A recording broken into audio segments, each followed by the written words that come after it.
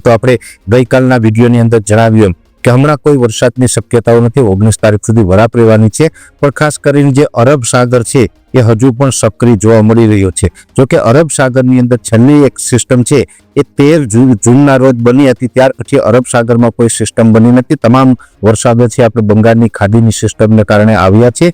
અરબ સાગરની અંદર ભલે કોઈ સિસ્ટમ નથી બની, છતાં પણ અરબ સાગરની અંદર ચોક્કસથી એક કરંટ જોવા મળી રહ્યો છે અને હજુ પણ અરબ સાગર છે એ થોડોક તોફાની જોવા મળશે, ઊંચા મોજા ઉછળતા જોવા મળશે અને ત્યાં પવનની ઝડપ છે એ પણ થોડીક વધારે જોવા મળશે। એટલે પવનની ઝડપની ખાસ કરીને વાત કરવા જાય તો એવરેજ જે દરિયાઈ કાંઠાના વિસ્તારો છે, જેમાં ખાસ કરીને સૌરાષ્ટ્ર અને કચ્છના દરિયાઈ કાંઠાના ભાગો છે, આ તમામ દરિયાઈ કાંઠાના વિસ્તારોની અંદર પવનની ઝડપ છે એ નોર્મલ રીતે અત્યારે હોવી જોઈએ એના કરતાં વધી અને 35 થી લઈને 40 કિલોમીટર પ્રતિ કલાકની ઝડપે જોવા મળશે।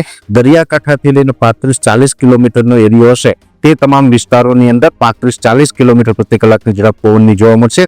અને ઓલ ઓવર ગુજરાતની વાત કરવા જઈએ તો ગુજરાતની અંદર પણ સામાન્ય રીતે અત્યારે 12 થી લઈને 15 કિલોમીટરની પવનની ઝડપ હોવી જોઈએ આ સિઝનની અંદર। એની જગ્યાએ અત્યારે પવનની ઝડપ છે એ આજેથી વધી અને 20 થી લઈને 25 કિલોમીટર પ્રતિ કલાકની ઝડપ થઈ છે। ક્યારેક ક્યારેક જે ગસ્ટિંગ આવી રહ્યા છે 30 કિલોમીટર પ્રતિ કલાકની ઝડપે ગસ્ટિંગ આવી રહ્યા છે। એટલે પવનની ઝડપ છે એમાં વધારો થયો છે અને અત્યારે જે પવનો છે એક પ્રકારે સૂકા પવનો છે, ભેજવાળા પવનો નથી, જેને કારણે જે આપણે ભેજવાળા પવનો હોય અને એને કારણે જે વાદળો બંધાતા હોય એ પણ હવે વાદળો હમણાં જોવા નહીં મળે, કેમ કે સૂકા પવનો છે અને એમાં પણ આ પવનોને કારણે હાઈ લેવલના વાદળો હતા જે 500 HP લેવલે એ પણ હવે વિખાવાનું ચાલુ થઈ ગયું છે। કે હમણાં વાતાવરણ છે એકદમ સૂકું રહેવાનું છે, સૂકા પવનો ફૂંકાશે અને 20 તારીખ સુધી કન્ટિન્યુ આ સૂકા પવનો છે એ ચાલુ રહેશે અને પવનની ઝડપ છે એ પણ 20 થી લઈને 25 કિલોમીટર પ્રતિ કલાકની ઝડપે જોવા મળે તેવી શક્યતાઓ છે। હવે ખાસ કરીને આ પવનો જે ફૂંકાઈ રહ્યા છે, વાદળો જે હટી રહ્યા છે, જેને કારણે આપણું વાતાવરણ છે એકદમ ચોખ્ખું થયું છે। વાદળો હટવાને કારણે હવે ધીમે ધીમે સૂર્યપ્રકાશ પણ અલગ અલગ વિસ્તારોની અંદર જોવા મળી રહ્યા છે।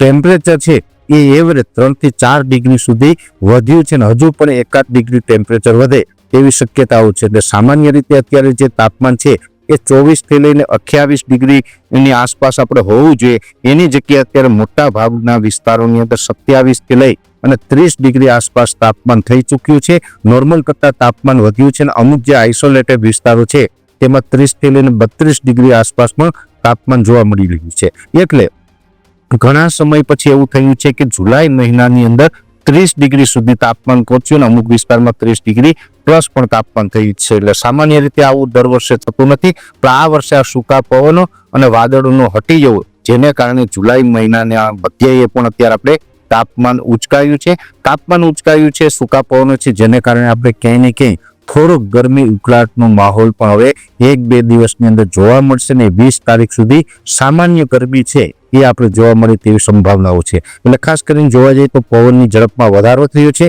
અને તાપમાનમાં પણ વધારો થયો છે અને આ એક પ્રકારનું અસ્થિરતાવાળું વાતાવરણ છે એ 20 તારીખ સુધી આપણે કન્ટિન્યુ જોવા મળશે અને હમણાં આપણે 19 તારીખ સુધી કોઈ વરસાદની શક્યતાઓ હાલ દેખાતી નથી અને એ પછી કોઈ વરસાદી સિસ્ટમ બનશે અને આપણે ગુજરાતની અંદર વરસાદ પડવાની સંભાવનાઓ હશે। એટલે ચોક્કસથી અમારા તરફથી આપને માહિતી આપવામાં આવશે। અત્યારે